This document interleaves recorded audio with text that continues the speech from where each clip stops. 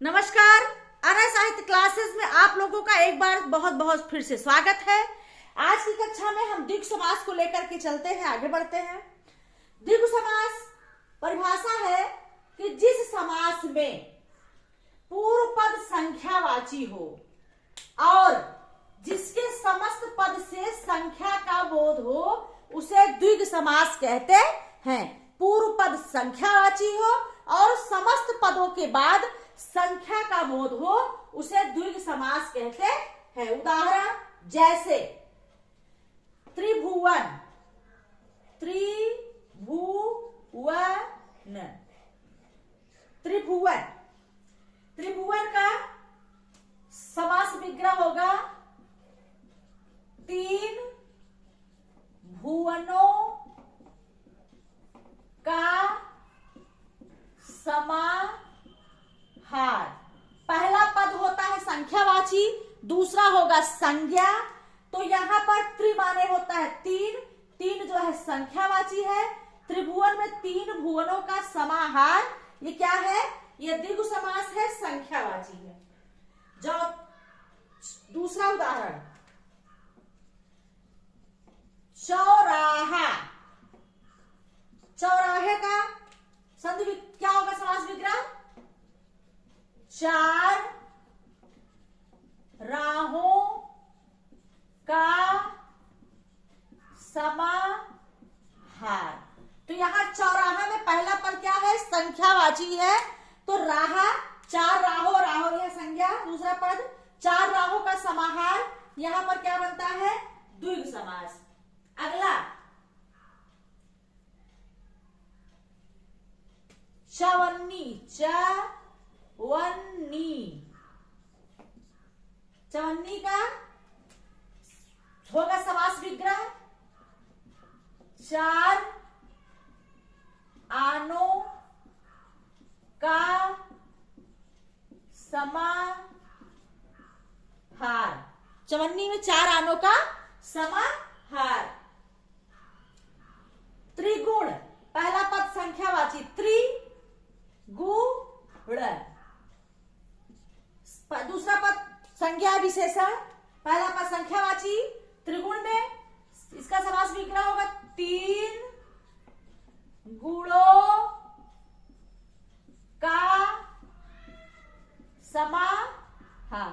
मतलब तीन गुण मिल करके क्या बनेंगे? त्रिगुण बनेंगे। पहला पद यहां पर संख्यावाची होगा और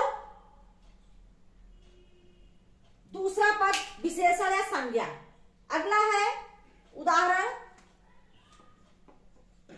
त्रिफला। त्रिफला इस क्या है? त्रिफला का समास विग्रह होगा तीन फलों का समाहार। ठीक, यहां पर समस्त पद के बाद भी संख्यावाची होगा। पहला पद संख्यावाची, दूसरा पद विशेषण अथवा संज्ञा, यहां होगा द्विगु समास। पंचपात्र, पंचपात्र, इसका होगा समास विग्रह पांच पात्रों का समाहार। पांच पात्रों का समाहार। अगला है पंचवटी। पंचवटी, पंचवटी का समास विग्रह होगा पांच वटों का समाहार। यहां पर जहां पर पहला पद संख्यावाची हो, दूसरा पद विशेषण संज्ञा हो और उसके समस्त पद मिलकर के संख्यावाची हो जाए उसे क्या कहेंगे? द्विगु समास कहेंगे। अष्टाध्यायी, जैसे अष्टाध्यायी, इसका समास विग्रह होगा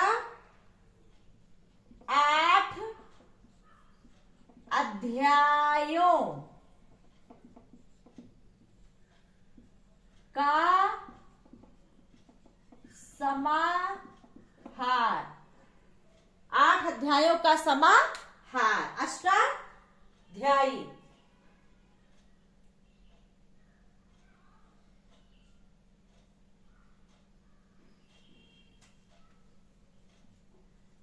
अगला है त्रिदोष। त्रिदोष इसका क्या होगा? 3 दोषों का समाहार। पहला पद यहां पर सब ये देखो, पंच पंच, अष्ट, त्रि त्रि त्रि, चौ चौ, त्रि। पहला पद क्या है? संख्यावाची। ये क्या है सब? ये सब द्वंद्व समास।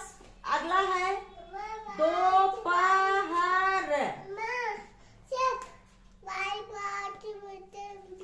दोपहर, दो पहरों का समाहार। 2 पहरों का समाहार। तो ये आपके द्वंद्व समास है, जिसमें पहला पद संख्यावाची होगा और दूसरा पद विशेषण या संज्ञा होगा, वहां पर द्वंद्व समास होगा। ये आपके उदाहरण है और अनेक उदाहरण है। आप उसको देखिएगा, बुक से देखिएगा, प्रैक्टिस करिएगा, आए हुए परीक्षाओं को देखिएगा, सॉल्व करिएगा, जो अंतगत परीक्षाओं में आए हुए प्रश्न हैं द्विगु समास से। तो आज की कक्षा में द्विगु समास से संबंधित ये रहा आपके सामने पूरी कक्षा, जो कि हमने पूरी तरह से प्रयास किया कि आपको द्विगु समास समझ में आ जाए। अगली कक्षा में अगले समास के साथ हम फिर आपसे मिलते हैं। तब तक के लिए धन्यवाद।